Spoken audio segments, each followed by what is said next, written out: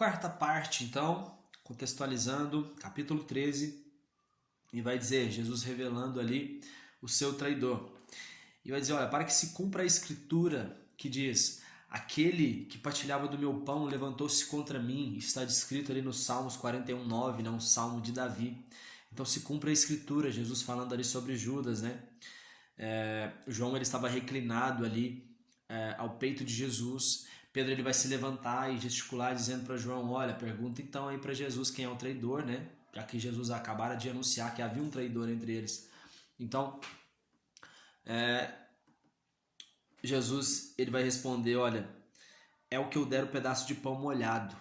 Esse é o que vai me trair.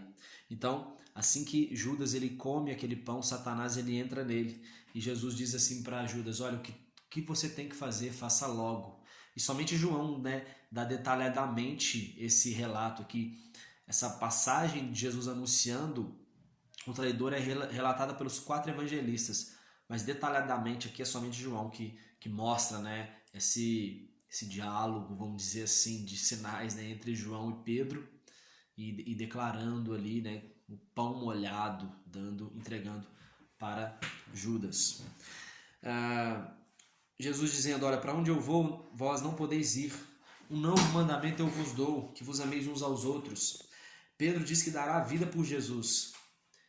E da mesma forma, os demais discípulos fazem a mesma coisa. Mas Jesus ele diz para Pedro, olha, Pedro, antes mesmo que o galo cante, você vai me negar por 3 vezes. Então, após isso, Jesus vai continuar dizendo, diz assim, olha, não permita que o vosso coração se preocupe, credes em Deus e também em mim, na casa de meu pai há muitas moradas, se não fosse assim eu não teria dito, né? Eu vou ir, vou preparar um lugar, eu vou levar vocês para mim. E aí Tomé diz assim, ó, Senhor, nós não sabemos o caminho. E Jesus diz assim, olha, Tomé, eu sou o caminho, a verdade e a vida. E Filipe, ele vai também agora fazer uma pergunta. Ele vai dizer, Senhor, mostra-nos o Pai. E Jesus diz assim, Filipe, aquele que vê a mim, ele vê o Pai. Aquele que crê em mim fará as obras que eu faço e as fará ainda maiores, Filipe. E assim seja o que for que pedires em meu nome, isso eu farei a fim de que meu Pai seja glorificado. Se vocês me amam, Tomé, Filipe, todos que estão aqui, obedeçam os meus mandamentos. O Espírito da verdade que o mundo não pode receber, vós o conheceis porque ele vive convosco e estará dentro de vós. E Judas agora, né, não Iscariotes, o outro discípulo, outro apóstolo chamado Judas, ele pergunta, por que Jesus se revelará a eles e não ao mundo? E Jesus diz assim, olha, se alguém me ama, Judas, ele obedece a minha palavra e o meu Pai vai me amar. Tem coisas que eu estou dizendo aqui é só para vocês, são coisas particulares, sabe? A revelação é para vocês, porque vocês foram escolhidos. Jesus escolheu algumas pessoas, então ele estava se revelando ali para eles. Quem teve a revelação primeiramente foi Pedro. Olha, quem vocês dizem que eu sou? Eu sou Cristo. Então todos os demais apóstolos ali, eles ficaram sabendo quem era Jesus. Ele era o Filho de Deus. Tu és o Cristo, Filho do Deus vivo. O advogado, Jesus dizendo, o advogado, o Espírito Santo, os fará lembrar de tudo o que eu disse. Não permitais que o vosso coração se preocupe, nem vos deixei amedrontar. Vocês estão limpos pela palavra que vos tenho transmitido. Nenhum ramo pode produzir fruto por si mesmo se não estiver ligado na videira. Se permanecerdes em mim e as minhas palavras permanecerem em vós, pedireis o que desejares e vos será conveniente concedido. Ou seja, se permanecerdes na palavra do Senhor, você pode pedir. E olha essa palavra que eu achei muito interessante, vai ser conveniente concedido aquilo que a gente pedir. Então tem coisas, né, que a gente está em Jesus, mas sabe, precisa estar conveniente aquilo que é a vontade do Senhor. Eu quero que vocês deem frutos, né, Jesus dizendo, e frutos em abundância. E vai continuar dizendo, olha, se vocês obedecerem aos meus mandamentos, permanecer no meu amor, exatamente como tenho obedecido às ordens do meu Pai, e permaneça em seu amor. O meu mandamento é que vos ameis uns aos outros, assim como eu vos ameis. Maior é dar a vida por causa dos meus amigos. Vós sois meus amigos se vocês praticarem o que eu vos mando. Preste bem atenção. Jesus dizendo, olha, vocês são meus amigos a partir do momento que vocês obedecem a minha palavra. aí eu vos chamo de amigo. Se o mundo vos odeia, sabei primeiramente que ele odiou a mim. Eu vos escolhi e libertei do mundo. Se eu não tivesse vindo e falado ao mundo, eles não seriam culpados. Mas eu vim com essa mensagem. Agora, aquele que não ouve e obedece às minhas palavras, eles são julgados por essa própria palavra que eu disse. E aí se cumpriu o que estava na lei, dizendo, olha, odiaram-me sem razão.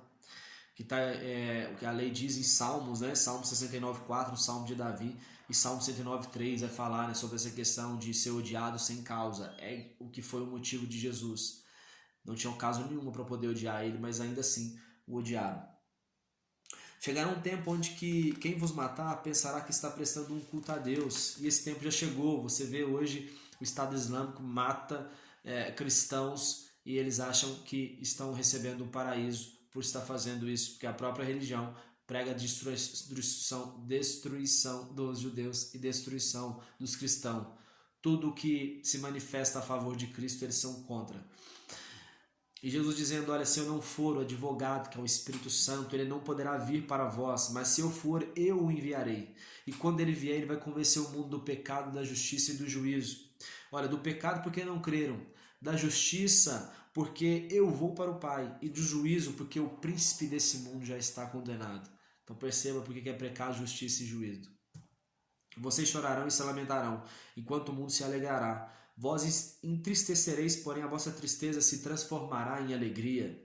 Né? A vossa tristeza se transformará em alegria. A tristeza desse tempo presente de você ver tantas coisas ruins acontecendo, e principalmente para aqueles que pregam verdadeiramente o Evangelho, né? Ver às vezes você se passar por uma situação de falar uma verdade para o irmão e perder uma amizade, de às vezes perder acesso a lugares, terrenos, é claro, mas toda essa tristeza nossa se converterá em alegria.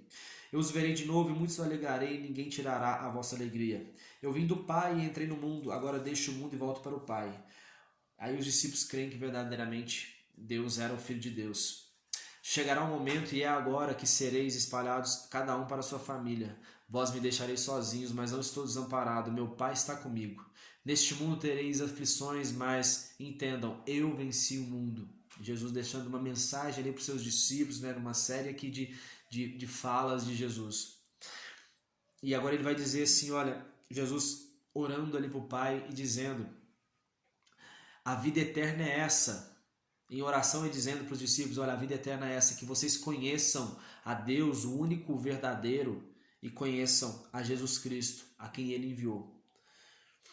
Essa é a verdadeira vida eterna, conhecer a Deus, o único Deus verdadeiro, e conhecer a Jesus Cristo. Eu revelei o teu nome àqueles que do mundo me desse. Agora eles entendem que tudo que me desses vem de ti, pois eu compartilhei com eles as palavras que me desses e eles aceitaram.